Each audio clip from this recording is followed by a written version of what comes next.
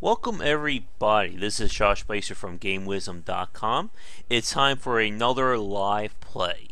And this is one that we've been trying to get going for like the last, I think, month or so. This is going to be a play of Gratuitous Space Battles 2. And joining me on our little chat tonight, he is the owner and lead designer of Positech Games. Please welcome Cliff Harris. Hello. Hi, Cliff. It's great to have you, and I think more importantly, it's great we were finally able to get this all set up and working. Yeah, at last. All right, I'm just double checking, making sure everything we can actually see it this time. The first time we attempted this, the stream didn't work. I was able to fix that. Then the second time, there was a scheduling issue, and then number three, the Skype literally crashed worldwide. So everything is conspiring against us to do this live play. So I have high hopes that this will actually turn out and nothing will blow up in the next 35 minutes to an hour. Good. But man, it's been crazy trying to get this going, but we finally have it. So we're going to be showing off Gratuitous Space Battles 2 today, talking about the design and some of the general gameplay of it. So, to get things rolling, Cliff, for people who have no idea what they're looking at right now, what is Gratuitous Space Battles 2?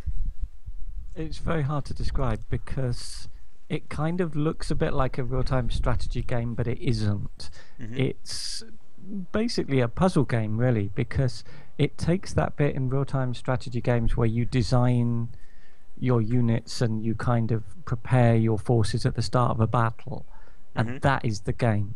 So it's not like an arcadey game, which a lot of big RTS games can turn into, I think. So in this game, you design the look and the capabilities of spaceships, you put them into a fleet, and then you send them out to attack AI-controlled fleets. And at that point, you have no control. That's what's unusual about it. Cool. So when someone loads up the game for the first time, what's the first thing they generally gravitate towards, or what should they look at first? Well, what people tend to do is go to battle and then just start a battle, which is arguably, it could or could not be the best way to do it.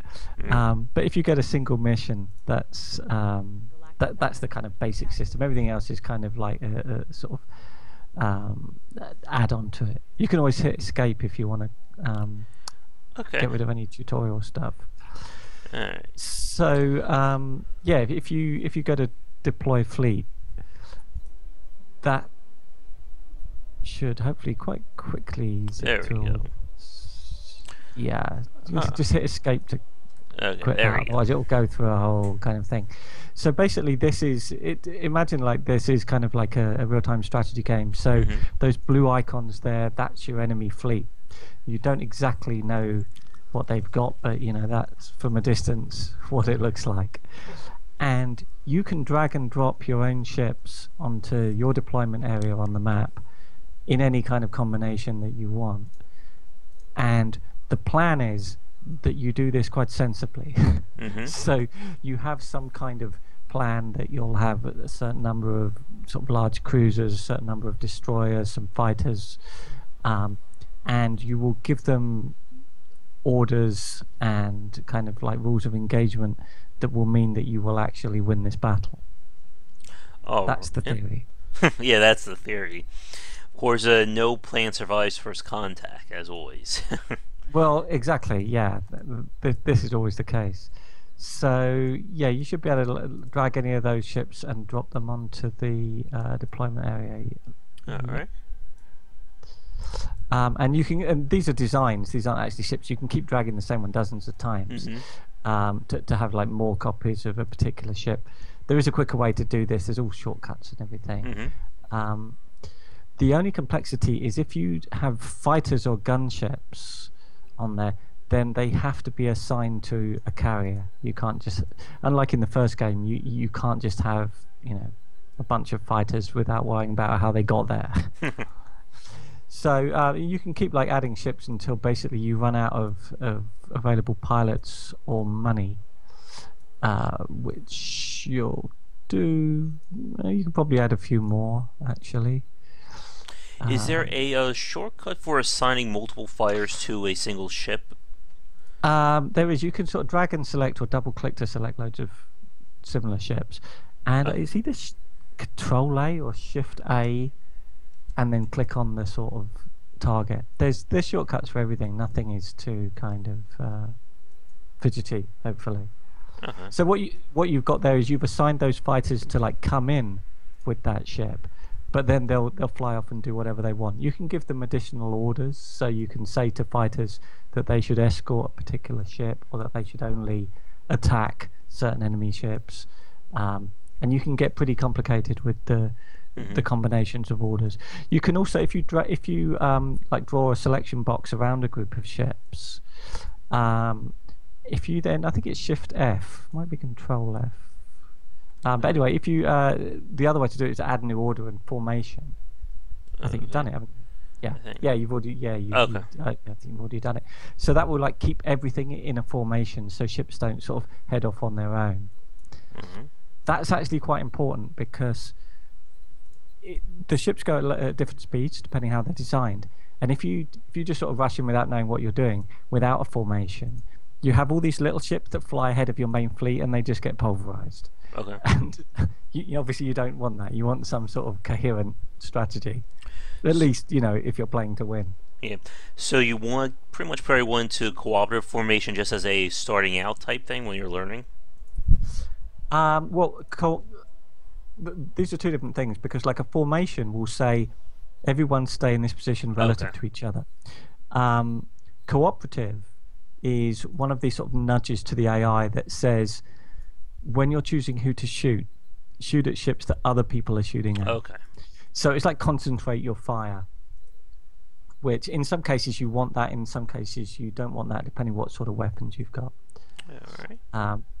So if you're kind of vaguely happy that you think, yeah, that looks like it'll win, if you click on fight up at the top, there we go. You will see what happens. Alright, here we go, folks. And this is like a little bit of graphics caching that happens because it's the first time you play with these ships, but it should never happen again, unless you redesign the appearance of your ships. Alright, here we go. Enemy fleet detected ahead. So what is kind of like slightly unusual about this is hit escape. You have absolutely no control whatsoever as to what happens now. Alright, can we fast forward or yep, you got a fast forward button just under the speed. Oh, there we go. Is the frame rate okay for you, or is it not liking the streaming? It seems to be loading. I'm just not sure if... There we go. Oh, that was weird. I think I may have hit pause. Okay, here we go. So we are watching the results of our little fleet here. That is just normal speed, isn't it? Yeah. Oh, 1.6, I think. Yeah. So obviously a ridiculous amount now goes on. Now you can pause it and you can zoom in with the mouse. You can go to like 1/5 speed and you can sort of zoom about and click on stuff while everything is paused. So if a ship is getting blown to pieces and you can't work out why, then you can pause and investigate. Now I haven't played it for a while. I think if you click on one of your ships, or is it right click? Oh, there you go. Oh, okay, yeah, it just took a while to. I'll just escape that. So here you get like the breakdown of that ship, its current status, all of the modules that make up that ship, progress bars to show how they're reloading and stuff like this, and a range overlay for the selected weapon, which is the module that's been selected. If you click one of the other modules that's got that looks like a weapon, like the torpedo or whatever, you'll see like the different firing arc and ranges and everything for that ship. And also you get different stats as to how many shots it's fired and so on and so on. So you can really kind of like drill down into how a particular ship is doing and how individual weapons on that ship are doing, whether or not they're firing. All right. So you're currently paused right at the start, although you are currently losing, it must be said. Yeah. This normally happens because, like, there's been no effort put into putting together a coherent fleet. So the enemy fleet, which I designed, although this is the first mission, so not too difficult, should be winning, frankly. Although you seem to be. Enemy cruiser. Yeah, well, that's what. Okay, you're winning now. So Let's see. things have definitely changed. In terms of like coming up with the design of like the ships and just this kind of gameplay, where did like the original concept come from, Cliff? Oh God, it came from. It came from a book about D-Day, which is very obscure. But it came partly from that and partly from playing the Total War games, which I kind of want to like, but I don't. Mostly because I love big battles in games, but it frustrates me when my army or my fleet or whatever won't do what I tell it to do, or more importantly than that, I don't feel like I can keep track of everything. So if you've got like 1,000 units in your RTS game, it's just chaos. So I wanted to design a game where the actual battle was just a spectacle, and you had hey, you won. Yeah. by quite a colossal margin, actually. It's just the luck of the draw. That's the first battle on normal difficulty. Yeah. You know? And in fact, the game has quite an interesting mechanic because it's not about winning. It's not just about winning. It's about winning by the smallest possible margin. So, for example, that enemy fleet had, I think, a budget of 20,000 credits. So you have 20,000 credits to beat them with. Every point you don't spend to build your fleet, you get as honor at the end of the battle. So if you can take out the enemy fleet with a fleet that's half their size, you earn tons of points. Now you didn't do that. You spent virtually everything. We put everything in there for that one. Yeah, Every so penny. You've earned a hilarious 10 points, which means you can buy nothing. I think I can buy this. That's about it. Yeah, then that's like a token sarcastic thing that you can buy just because it's only valued at 2. So yeah, you can unlock that, but in fact it's restricted to a race you haven't unlocked, so it's even pointless for you right now. So basically, the aim is to always, when you win a battle, to go back in and think, I think I could have won that without this ship, or substituting these cruisers for cheaper cruisers. Maybe change some of the modules so you've got less shields and less engines. And what that means is you end up with, ideally, you end up with battles that are being fought with an incredibly narrow margin. So they're kind of like cliffhanger battles. Okay. And besides, you don't have to care about that at all. You can do whatever you want. So besides these single missions, there's also the campaign. So these are just basically a set of missions. Is there anything special about doing these campaigns as opposed to doing a single mission? Yeah. With this, you build your fleet for the first mission, and then that's all that you've got. Okay. So if you lose a ship in the first mission, you don't have it with the second mission, and you can't you can't add to it or change your mind. So rather than building a fleet that you know is going to beat a particular enemy fleet in a single mission, which you can do, you have to build a kind of all-round fleet, because there are certain weapons that work in particular ways. So for example, some enemy fleets have tons of missiles, and if you're playing against that fleet, you need anti-missile defenses. But the thing about the campaign is you don't know what's going to be coming, so you have to build like your idea of the ultimate all-round kind of fleet. Okay. Which is a completely different dynamic. It also means you're really gutted when you lose a ship, because you've then got to get through all the remaining missions without. Now, we've looked at the battle, we've looked at research. Let's do some ship design, because this is obviously one of the major parts of Gratuitous space battles. Yes, I mean this is where people actually spend most of their time. Although the battles can look nice, especially the really big ones, what it all comes down to is designing the ship.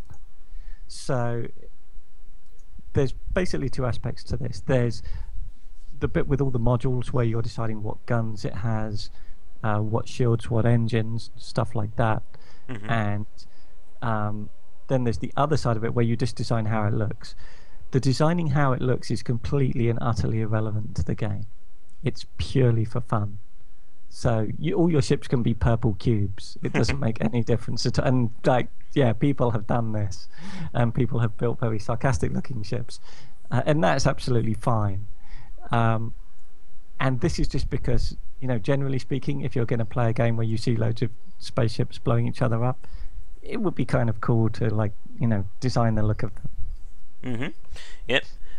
So when I first started playing this, I came to the screen, I was kind of overwhelmed by everything that we have open here. You can see we have multiple types of engines, multiple types of defenses.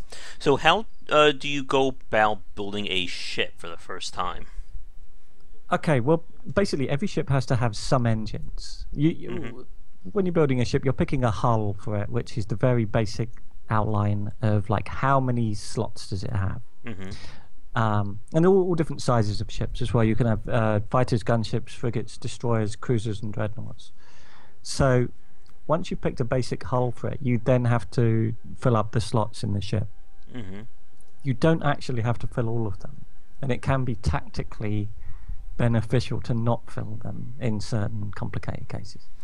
So it's basically a kind of game of it's almost like a sort of deck building thing, really, in that you're thinking like, do you want lots of armor? Do you want a ship that is going to be like a damage sponge, or do you want a ship that's really fast, or do you want a ship that is good against certain types of defenses? It is pretty complicated. It is a complicated game, and it's a game for people that want to spend hours, like redesigning their fleet.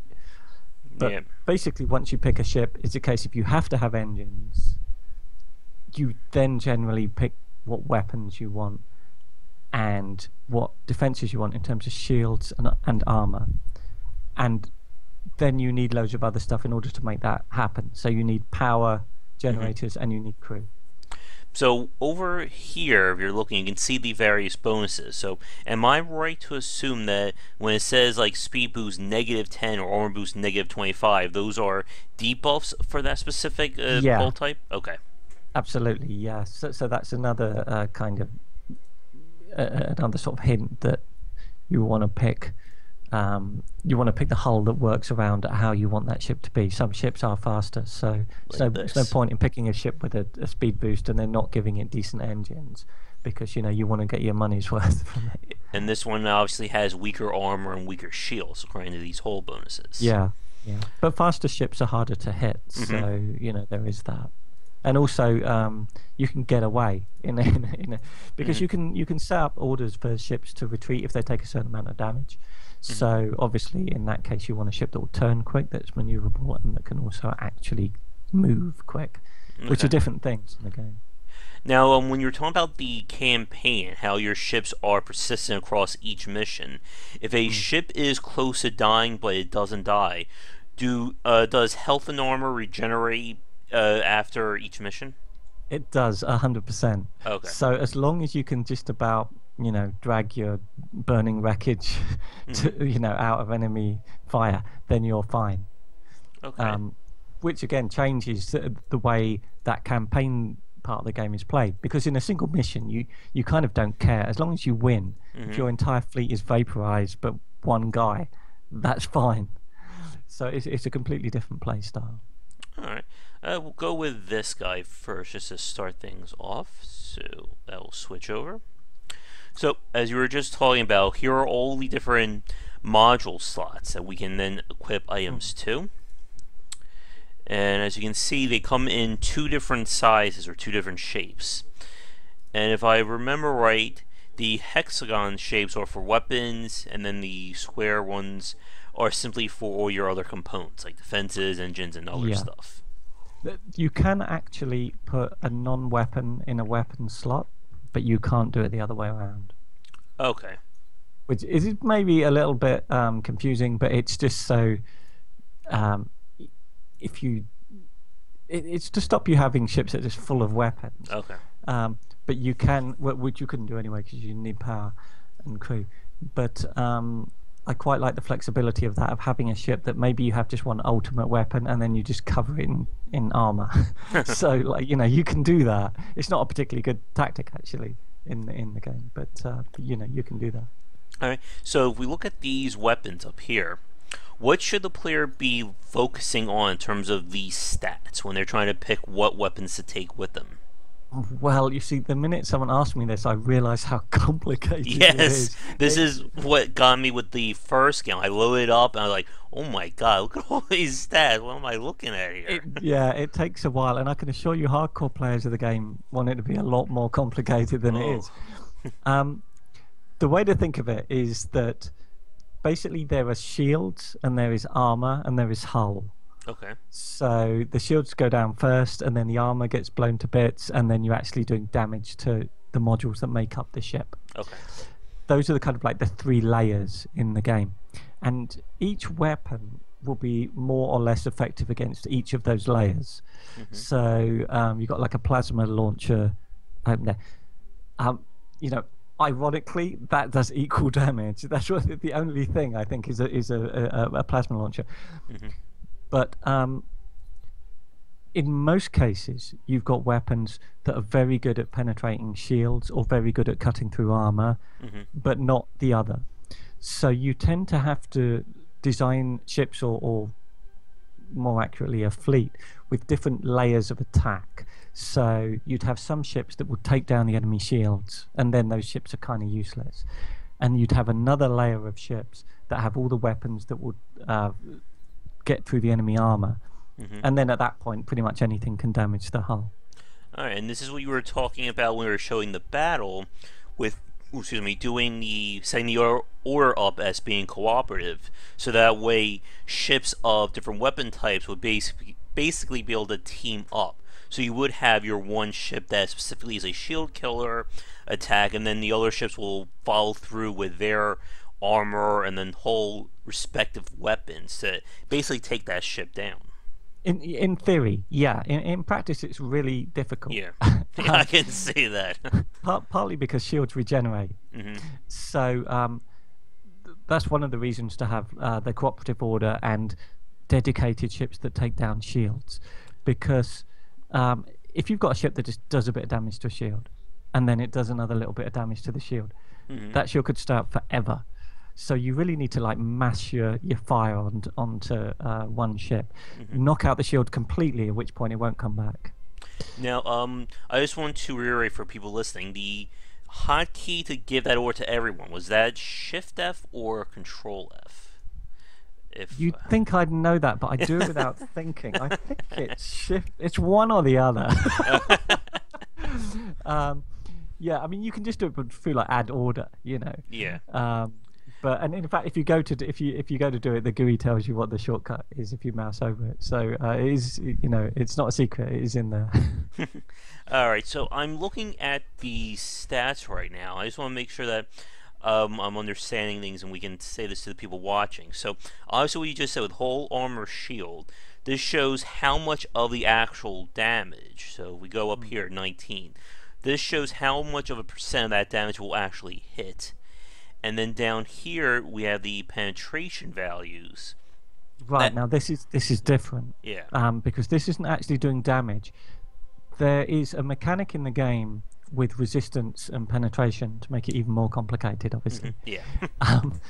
And the idea behind this is, if you imagine it in kind of like World War II terms, which is how everyone thinks, if you're attacking a Tiger tank with a knife, you're screwed. Yeah. You could be there forever. You're never going to do any damage. So there is this mechanic in the game where, depending how much armor you've got, for example, your ship will have a certain average armor. And you can see the statistic for this on the bottom right of that screen, which is currently 0. If a weapon attacking it has armor penetration below that, it will just bounce off. Alright, so no matter what the damage value, it could have like 800 damage. It doesn't matter. It just can't actually scratch it. Interesting. So, yeah. It's the same with shields. You can have a certain level of shield resistance that means that some weapons that could theoretically damage a shield, in that case they won't damage that shield. So, for example, if you have a dreadnought with massive dreadnought shield generators, and you attack it with loads of fighters with tiny little pulse lasers, they're not going to do any damage. So obviously one of the dynamics of shipbuilding is you could go for a ship that is just overloaded with shield, with a very powerful shield but has like next to no armor, since obviously you can't do both to such an extreme. Probably you just won't have enough space or cost for Yeah, absolutely. Now you can do that, and this is where it gets cunning and interesting and quite funny when you play against fleets designed by other people, because there are ways around this. For example, there is shield disruption, which some weapons will do. You can get shield disruption torpedoes and stuff like that. And what that does is it doesn't damage the enemy shield at all, but if the disruption reaches a certain level, the enemy shield is knocked out for like 10 seconds, and then it will come back. During that gap, it's kind of like defenseless in terms of shields. So one technique is to have a mass of I think gunships can launch them, shield disruptor bombs, which will all launch in a mass, knock out the enemy shields just for a few seconds, and give you long enough to then do some proper damage. Ah, interesting. Now, I mean, and there's a counter tactic to that, because everything in the game has a sort of, a counter tactic. You have point defense lasers that will shoot down incoming missiles. So it's quite a complicated sort of balance of strategy against strategy. Where are the point weapons? I think I just saw. Here's the they'll be on defenses. Oh, okay. You haven't got any unlocked actually. Okay. Yeah, so you need to. Well, yeah, we're a frigate. Yeah, not all weapons are available for all ship types. So you're quite a small ship here, just a frigate. There's a lot of kind of crazy weapons that you only get on dreadnoughts. Okay. There's weapons you only get on destroyers. There's quite a lot of difference. So, for example, destroyers. I forget how complicated this game is. I mean, once you get into it, it doesn't seem complex. For example, destroyers can reinforce the shields of ships near them, so they can project a beam out in front of them. And if you set up a destroyer to follow a cruiser, if that cruiser takes loads of incoming shield fire, the destroyer behind it can buff that shield back up. So obviously then the competing tactic is to set up ships that take out enemy destroyers first. So it becomes very much a sort of layered game. Yeah. So I think we'll build a basic we'll build one from the frigate, and then we'll show off the dreadnought, since that's obviously the one that has all the really big toys. Yeah. So obviously to even add more complexity to the game, you can't just put everything you want on a ship. Obviously we have power and crew restrictions up here. Yeah. So the first thing is, you were just talking about, Cliff, a general good idea is to build these ships sort of around themes or around a specific purpose you want, because obviously you can't fit everything on them. So for this guy, maybe we'll go with some lasers and see how that goes. So you can't go wrong with lasers. Yeah. Now, one thing that I was looking at, these bars that are coming out over the words, are they supposed to be meaning something? Yes. This is kind of like a relative thing. Okay. So, for example, if you look at weight, for example, it doesn't really tell you anything. Like weight 22. The point of the bar is to show you relative to all the other modules that you could be putting on there. So that's quite a light module. Okay. Quite a cheap module. You can see some of them weigh a lot more. So the people that get really into the game, they really know their stats, and they don't always pick the weapons that do the most damage, because they figure that they slow the ship down, or they require too much crew, or they don't have enough hit points, so that they weaken the ship's structure. There's a lot of stats balancing involved in this game. It is a game for someone who, when they play an RTS, they've memorized a lot of the unit stats. Yeah. Which some people do. I am slightly guilty of that myself. Alright, so we'll build some lasers or beams here. And I can see, again, you can start to see a lot of the complexities of deciding which one to put on. So obviously this cheaper one only has shield pen of 6, armor of 11. This one is much higher. But While the costs are the same, this one weighs more. See, this is the thing. Yeah. It also has a different number of crew. Yeah. If you click on one of those statistics, Uh-huh. you'll see how it compares to everything else.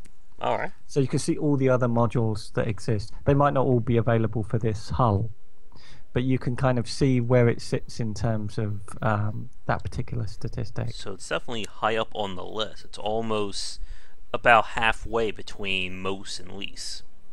But that's this is for crew required, Mhm. which you may or may not be caring about. Yeah. Then we got weapons like this. Looks like this one does a whole lot of damage to the hull, but has 0 shield penetration.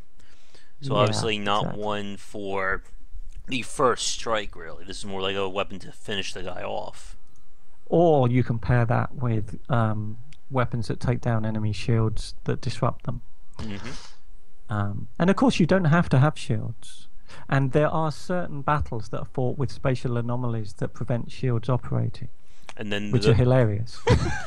and then those you would probably need armor or very fast ships to Yeah, or hopefully just survive. lots of ships. Yeah, lots of ships, or just like lots and lots of weapons just firing and hopefully killing them before they get to you.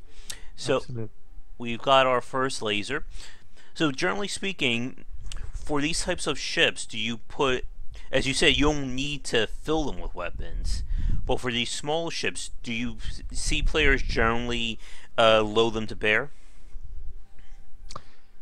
What people play the game in very, very different ways. The thing about frigates is they do go relatively quick.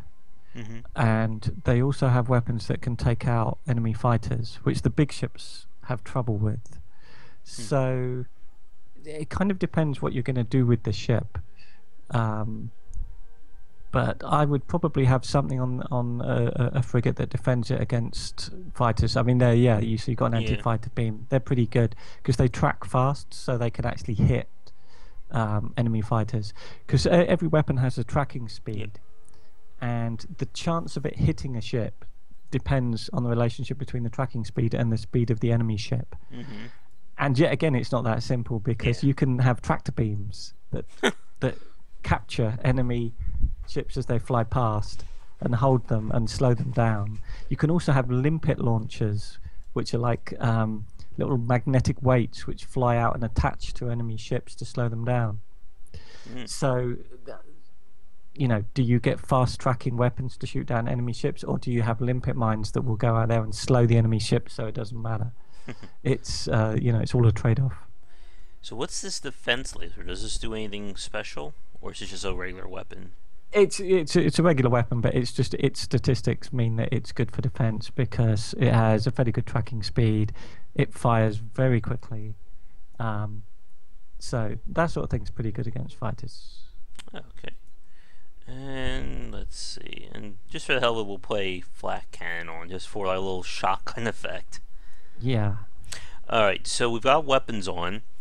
Now, do people generally build their ships like in order, like from left to right? Do they go like about maybe doing defenses first and then building around that? I think most people start with weapons, but you find that you get halfway through adding everything, and then you realise that you need to Yeah. remove a few things because you haven't got room for crew or Of power course. or something like that. So there's a lot of editing involved to get the numbers right. Alright, so we look here, we're now looking at the defense screen.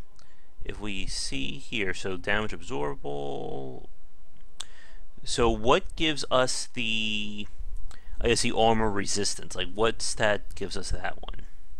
Armor resistance is basically average armor. Oh, okay. So that is the total value of your absorbable damage divided by all of the slots on the ship.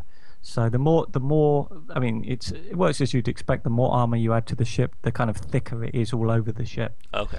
and that gives you your armor resistance. And that's not bad, that will stop a lot of fighters, I think. Alright. So we can look right down here. It's showing a value of 6.69. So for those of you watching, if we go back over here to our weapons, so because this has 6.69, if someone was trying to attack us with beam laser would get through. Let's see. But if someone was trying to hit us with an anti-fire beam, that wouldn't get through. Yeah, exactly. Yeah, and obviously you're only here looking at weapons that are on a frigate. Yeah. But if you looked at weapons on a fighter or gunship, they'd be pretty poor at this. So, like right here, armor pen 5, armor over here 6.69. So this would be a weapon that wouldn't get through. But as you were just saying, if we were looking at like a dreadnought, and like its basic weapon would probably just like tear through these Yeah. these things like a knife through butter. Yeah, but it'll weigh a ton and require like 100 crew or something. Yeah. So like it's all a trade-off. So one thing that I know popped up when we were putting multiple pieces of armor on is that for each duplicate of a defense type, the effectiveness does go down. So if you look right here, it says medium armor 90% effectiveness. We take that off, it's now 100. But obviously by doing that, we've lost about half of our armor defense. Yeah, this is why the game's kind of a puzzle game to some extent, because it's all about trade-offs and your like philosophy of how to build a fleet. Yeah. So no one will build a fleet exactly the same way because there are just so many possibilities. So we put some shields on. Let's see. So the thing with shields is that the actual shield itself has the resistance right here. So it's not based on how many shields I have on, but that's going to determine the overall shield strength, right? Yeah, so the shield strength is kind of like the amount of sort of oomph that your shield has, the amount of damage it needs to take before it will fail. Whereas the resistance is its ability to like bounce enemy lasers off it. So like this would be really good, but as you can see, we are really sucking up the power. Power consumed 15 versus 12. Now, for those of you watching, it may only sound like a few points of difference, but you need to remember that this is based on everything you're putting on your ship. And we still need room for power and crew. So you can't exactly, if I put, you need engines. You haven't got engines. Yeah, we haven't got the engines yet. So this is just like a floating laser gun right now. We need actual engines. So let's see, we'll put that up here. Now you were talking about earlier with different types of engine speeds and how this relates to weapons tracking. So, yeah, basically you want to go as fast as possible. Well, it's not as simple as that, because the turn speed is based on maneuverability, whereas actual going forward speed is based on thrust. So you have some ships that are just like thrust, some modules that are just thrusters that will help you turn but not really move much. With the really big ships, that matters. I tend to either not care about engines and put a tiny little thing on there and who cares, or I really go for it and try and build a fast ship. If you sort of like in the middle ground, it doesn't make kind of that much difference. With a really big dreadnought, I sometimes give it thrusters so it can turn around and run away when it's failing, because otherwise you end up with these huge Star Destroyer type battleships that you've told them to retreat if they take a certain amount of damage, and they can repair themselves, but they just can't turn around in time. It'd like take them 10 minutes to withdraw. So that doesn't work. But with a frigates go quick, and you could probably get away with adding a few and making a fast ship. All right. So if we're looking at these boosts over here, what do they represent for the people watching right now? Well, for every have you added any power yet? You haven't, have you? No, you've just got the base power that you get with the hull. Yeah. So for every power module you add, you should get like 20% more power than you would normally, and you'll have 20% better shield strength than you would have got otherwise because of this hull. Okay. So we're now over here. So you were talking about a few minutes ago with the tractor beam. So this is what we could use to hold ships together. So to prevent highly maneuverable ships, this would basically be a hard counter. For these types of weapons, or specifically for the tractor beam, do you want multiple ones on there, or is one simply enough for the job? One should, in a normal world, one would be enough. sometimes depending who you're playing against, you get vast sort of armadas of enemy fighters, and you just can't keep up with just one. You can actually get on some of their bigger ships, and they might be locked actually at the moment, but you can get tractor beams with multiple beams, so a single module can grab hold of various enemy fighters all at once. Okay. Now, one question: the power producer, the 52, is this taking into account the 20% power output? Excuse me, power output boost, or is this just its flat rate right here? Oh, God, I don't know. Why have you asked me something I don't know? I know it's calculated right, but I'm not. I think it doesn't take it into account. All right. There, it does everywhere else, but how dare you? I don't know. You should have done more reviewing before we did this. You've had like 4 weeks to get this done. Yeah. 3. Ask me that. See, I'm asking you the tough questions here. Yeah, well, absolutely. All right, but it looks like 52. That would be 74. So I don't think it is calculating because we are going to 84. Over here, according to power consumed or power produced versus power consumed. Is there any benefit to going way over the power consumed, or do you want to generally try to keep them like generally within even? Like it's not going to be worth it to have 100 power produced versus 70 power consumed. Oh no, it's completely wasted. The same with crew. You want to see as little of that blue line as possible. You want to, so like if you design your perfect ship and you notice you've got like too much power, then you want to swap out your power module for like a cheaper one. All right, let's see. Because Oh, and this is what's infuriating about the game, because you think no. And you know, hardcore players then spend hours rearranging everything to try and get the ultimate kind of combination. So but don't forget, you haven't. Is there anything else you're going to add? Yeah, you've got loads of slots. You could add other weapons. Not other weapons. You could add. We have to add crew at some. Oh, actually, no. No, you have enough crew at the moment. You do have enough crew. If I was you, I'd probably add more shields and more armor. Let's see. So we have 2 armor right now. If I add another piece of armor, let's see. Our average armor went up to 9.03. Let's see. Shield. I'm using the heaviest shield, so that's giving us a huge shield resist. Well, you say that. But, heavy within relation. In relation. Not right. But if I add another shield. More shields. So we're right on there. See, that's perfect. But unfortunately, you don't have enough crew now. By 1. That is the story of my life. Off by 1 every single thing. You're going to have to add at least a crew module there. And then that raises the power. Yeah. It's typical, isn't it? So, let's see. So here's what you're talking about with the repair systems. We have ways to boost how the ship works. So this Terran target booster, this is unique to the Terran species. Yes.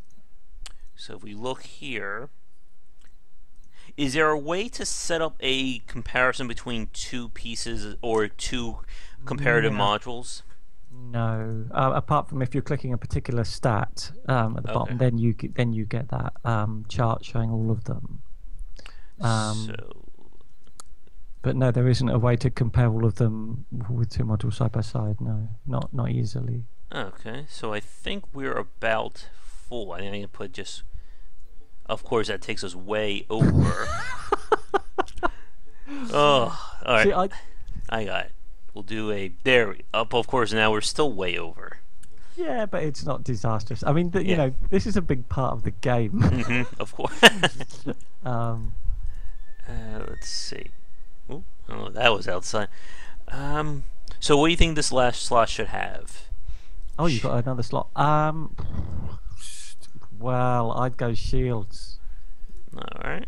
Let's see. Will this actually fit up by 3? Yeah, go with the other one. Yeah, that's there. We go. I'd go with that. So you need to pick a name for it. Design name at the top. Okay, you got any suggestions? I am horrible with coming up with witty names Just for things. a badly designed ship, maybe. I don't know. Oh boy, this is the fun part. We have the guy who writes for a living, and then we have the designer, and we neither of us can come up with a clever name for his ship. Call it the cannon fodder. Sure. That'll do. Yeah, for those of so- you who don't listen to the podcast, I've talked about this in all my RPGs. I just put random letters in for characters' names. If it looks Oh, you like can't do that. if it looks like a name, I go, okay, that's good enough. I know people come with like these elaborate names. I just like type, okay, her name is Relexiana. Okay, good. Yeah. That looks good. Alright, and then we obviously have the visual side, so we can make this anything we want. Yeah. Most of what you're looking at is actually like a default design that it will load in if there's nothing. So if you don't want any of those engines, you can just drag them off the ship or hit delete or delete them, or you can make them bigger or smaller or do anything you want. You can have whole bits of the ship that spin. You can turn the hull off entirely and build it from scratch. Make them bigger, smaller. Yeah, you can have lights that pulse and engine bits that go from all over the place. You can create composite objects out of loads of little bits and then make them spin, and you can basically do anything. Cool. And, I mean, we could spend probably 20, 30 minutes designing the ship. Probably more. I bet there's people who spend Easily. hours, and you can see there's a lot of other parts that are locked, and these are more things you could spend honor on. Yeah, yeah. They're quite cheap things to spend honor on generally. Oh, and you can have lights as well on your ship. So in sort of dark battles, and you can change any battle to be dark. You can control all of that in the middle of a battle. Oh, there we go. Yeah, see, it's amazing the monstrosities people create with their first go. That'll do. That'll do. There we go. How do you re-angle it? I guess? Oh, there we go.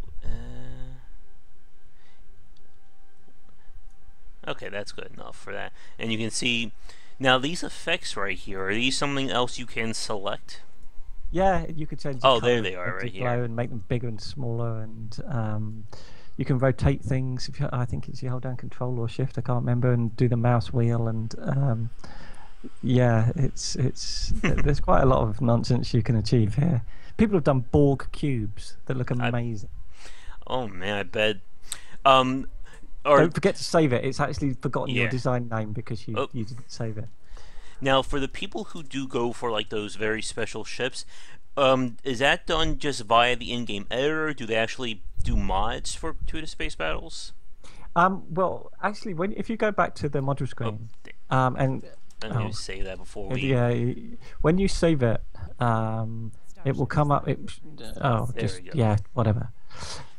If you create a completely new ship and go to save it, and you're logged into Steam, it will say, "Do you want to publish this ship to the Steam Workshop?" And you can just say yes. And if you check out the Steam Workshop for the game, there's a stupid number of ships people have designed. A lot of them are rubbish. Some of them are amazing. Yeah. So if you're no good at designing ships, you can just download someone else's ship and then just like change the configuration and leave the visuals as they are. So that's all good fun. It's very easy to mod as well, to add like completely new components and stuff like that. Yeah. Let's see. What's our time? 1 second. I just want to check. Here we are at just under 50 minutes in. So you better see your ship get blown up then. yeah. And just for comparison, we'll just load quickly up a dreadnought. Obviously, these are the biggest ships in the game. There's no other ship hull classes, right, that are unlocked. These are just all the types that are in right now.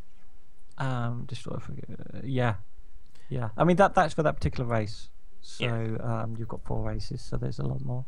So if we look here, obviously it took us like 30 minutes to design a frigate. This would probably be like a 2-hour one right here. But if we look at these weapon comparisons, while they do have things like the radiation beam, heavy beam laser, let's see. You can see shield Yeah. pen is 10. I think was the heavy beam laser on the. Well, actually, we can do a quick look. We were looking at frigate, heavy beam laser. Looks like this What we actually. looking at? Shield pen 15. Yeah. Yeah. So it looks like this actually has more. Let's go back here. But you'll find some of the weapons Oh, here for we the go. dreadnought are very, very different. Let's see. The And damage a is lot of probably them are higher. locked. The damage is massively higher. Yeah. And the fire interval is much higher, so they shoot very slowly. Mm-hmm. But you know about it when they do. Yeah. So if you look over here, we have weapons. So this would obviously be a armor killer, armor pen 18. Mm, mm. And There's a lot of stuff that's locked that you can't see. A lot of the more like weird weapons, that, like the radiation beams and stuff like that. You have nuclear missile launchers. And, of course, there has to be nuclear crazy. missiles. yeah, Yeah, you I have mean, decoy missiles and twin speed missiles that launch slowly and then they accelerate near the target so that they're harder to shoot down. Decoys. There's a lot of crazy missile types. so obviously these torpedo launchers here are going to be shield killers because they do 100% damage to shield. They have a shield pen of 30. I think Yeah. with our frigate, I think we only have like shield resistance of like 15 or 16. Yeah. Yeah. The trouble with torpedoes, they're the speed there, 3.6, is not particularly fast. So enemy anti missile weapons, they will shoot that down. Yeah, so if you look right here, you can see a torpedo launcher is literally the bottom of the list when it comes to speed, while something like this bad boy has a 17 speed. Yeah, that's awesome. Sledgehammer pulse cannon. As you can see, we have new armor. We have powered armor here. Oh, I yeah, think the it other uses thing a just bit of went power. light medium. But the And there's other unlockable things as well that are kind of like in between, so you get more options. You have special shields and armor to defend against radiation as well. Mhm. It's a complex game. Yes, yes, it is. So if you look over here, shield capacitor seems to be a cheaper alternative to the heavy shield. It's more cunning than that. The shield capacitor has a resistance of 0, so Ah, it's useless at resistance, but it has strength. shield strength. So this will just be like, essentially just like adding health, really. No real defense, just more. Exactly. Yeah. Yeah.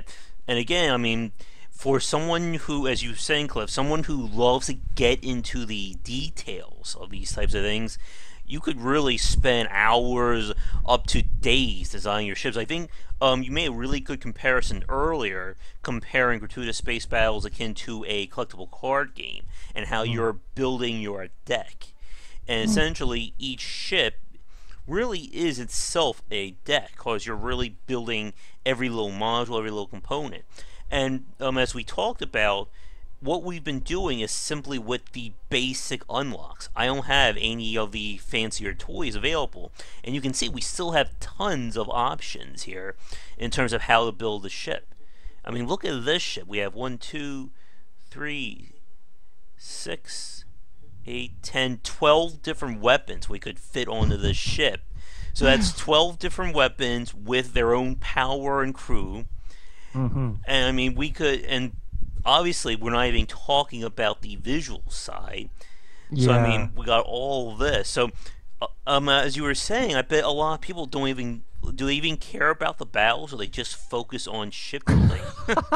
No, some people spend ages. It's interesting when I had the game at trade shows that some people would just want to watch a battle at maximum speed, and other people would just want to design a ship. Yeah. And it's different styles of play. But there's kind of like something there for everyone, hopefully. Yeah. Before we get to our final battle for the video, I just want to quickly touch on the races. You were mentioning them earlier. Different races obviously had different types of, different variations of the hulls and different versions of the weapons. Yeah. Is there anything like game changing between the different races? Like, do they get like completely different classes, or is this simply about like passive effects or unique modules? It's mostly unique modules. Mm-hmm.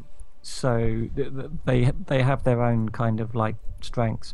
But to be honest, the most obvious difference between them is that they have a different visual style. Mm-hmm. So the Terrans are quite ordinary looking. The second race have their ship designs are kind of influenced by an artist called Chris Foss. Cool. The third race, they're kind of Klingon-esque, really, spiky ships and stuff like that. And the fourth kind of look a little bit kind of like hot rod ships and kind of smooth, almost like sort of Star Trek Voyager kind of designs. Cool. All right. Let me just check things here. We'll probably start to wrap things up. Yeah, we're getting close to the hour. I think we've shown a pretty good representation of gratuitous space battles.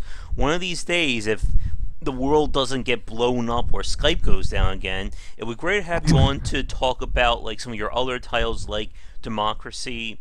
And I know we did the podcast with, or I did a podcast with Tim a few months ago about Big Pharma. It would probably be great to have both of you on, and we could talk about Big Pharma or just him, and we could definitely make a day out of it, or at least another hour or two. Yeah, well, my games are hellishly complicated. I don't know why. What draws me to do this? All right. Right. So let's see how your ship does. I suspect. Oh, just quit that. Yeah. Let's see. So a tiny enemy fleet.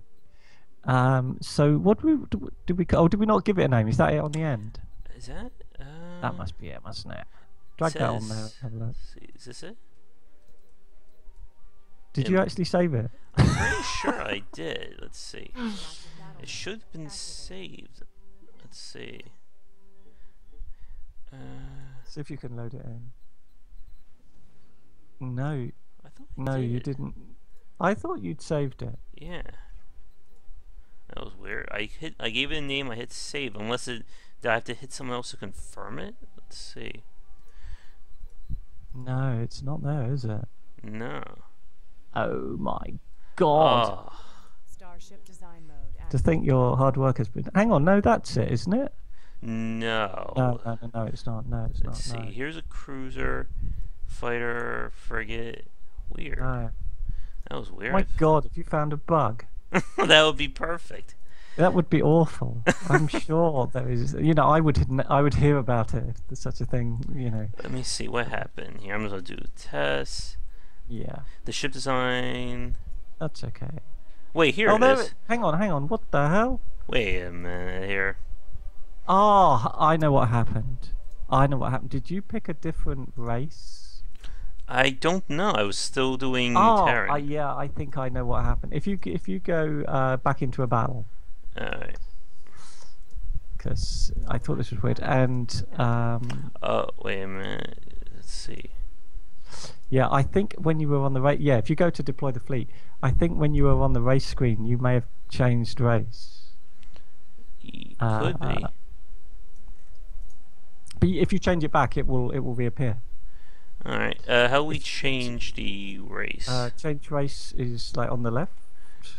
Oh, here we go. There you go. Yeah.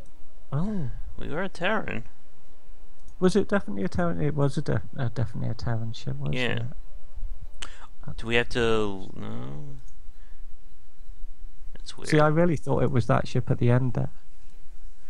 No. But there's nothing in it. I wonder if you've like hit save. Let's See, see. the fascinating thing is we can work out what you did because it's recorded. Yes. We have evidence. We have... Let's see, so... Yeah, no, it's not there. It's not. It's definitely not there. Yeah. Is this... I think something hideous has befallen your ship design. It was so bad. Yes.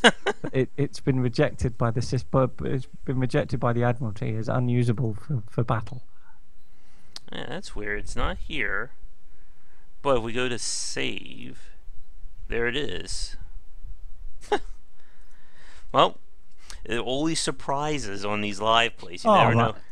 Yeah, exactly. That is completely strange because it is obviously there. But it's not loading up. That's the strange thing. Yeah, that is very strange. Is this the Steam copy or is this a? This is Steam. That is very strange. Oh yeah, I don't know what's going on there. I apologise. You've broken it. Yes, it only took an hour and we broke the game. Perfect. That was my plan all along. Yikes. Let's see. Here's the test. I wonder if there's something invalid about it somehow, because it won't load in a design that is invalid. But I don't know how. But you shouldn't be able to save out an invalid design either. Let's see. We'll just do a very quick one, I suppose. If I remember how it was set up. Okay. This is a Terran, right? I am still under Terran? Yeah. Yeah. See, I'm hoping it will work now, and I'll know that it's.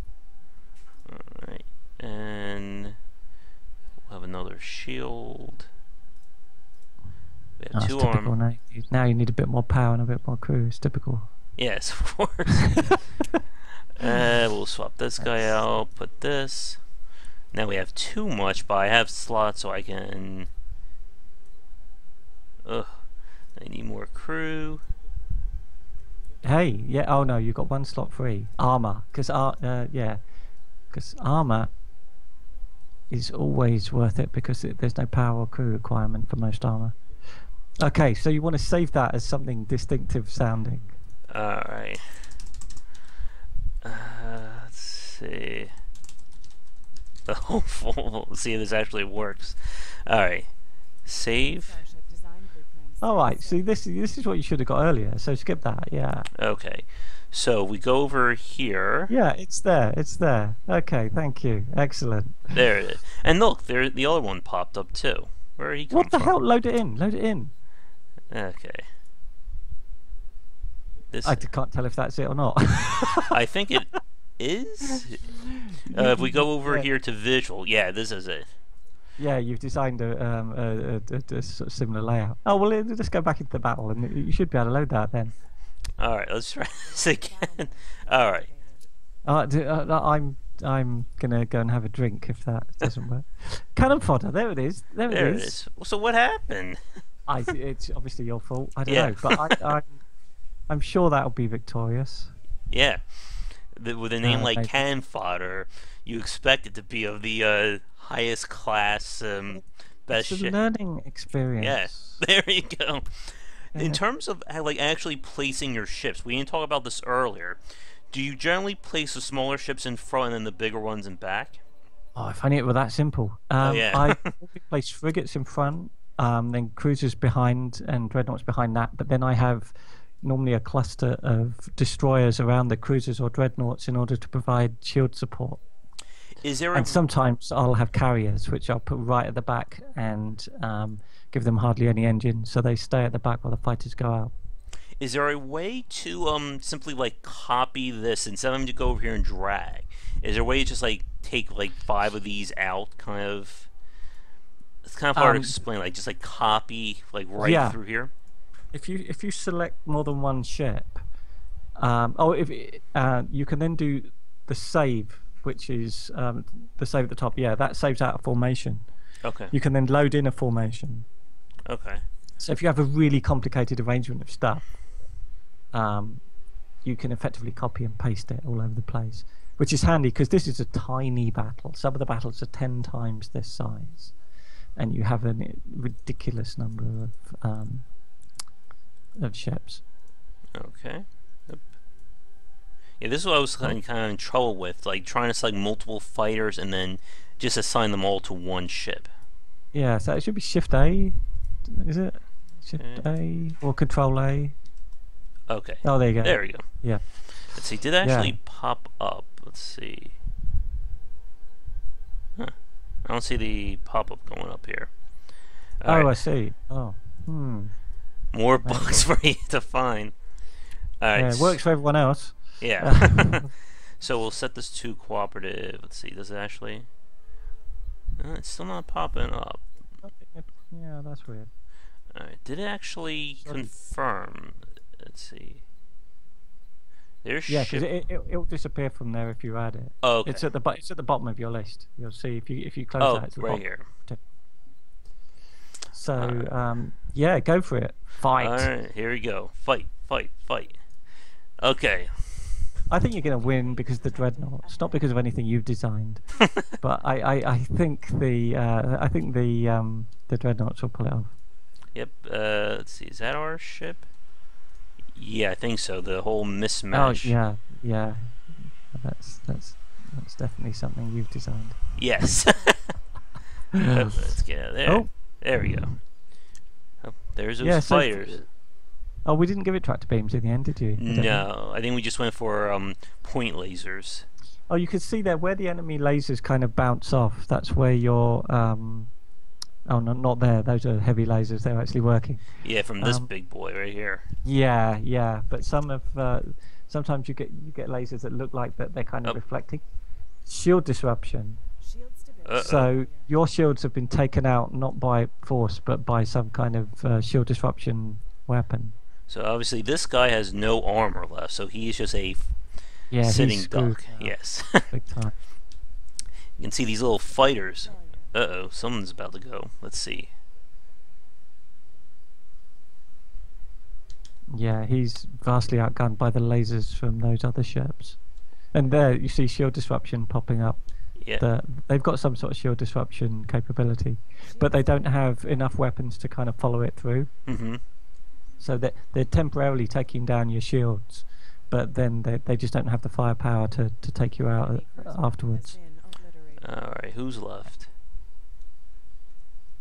Oh, Oh, you police. only got fighters left. So there's this, which are pretty small. But if you zoom in, there's Oh, you're shooting someone at just blew up right obviously there.